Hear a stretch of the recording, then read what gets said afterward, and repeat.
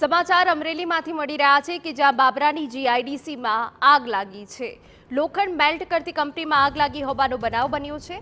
Amreli fire બ્રિગેડની ટીમે આગ પર કાબૂ મેળવવાના પ્રયાસ હાથ ધર્યા। ભારે જહેમત બાદ આગ પર 50% કાબૂ મેળવવામાં આવ્યો હોવાની વિગત મળી રહી છે। લોખંડ મેલ્ટ કરતી કંપનીમાં આગ લાગતા ભીષણ આગ ફાટી નીકળી હતી।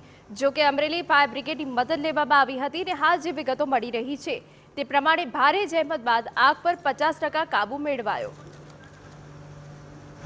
અમરેલી જિલ્લાના બાબરા મુકામે જીઆઈડીસી ખાતે કાર્યરત અજુહા નામની એક લોખંડ મેલ્ટ કંપનીની અંદર આગ લાગવાની ઘટના બની છે।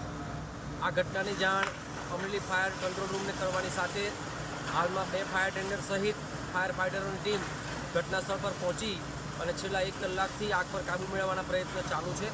હાલમાં 50% જેટલી આગ પર કાબૂ મેળવી લેવામાં આવેલો છે અને આવનારા સમયની અંદર વહેલી તકે આગ પર કાબૂ મેળવી લેવામાં આવશે।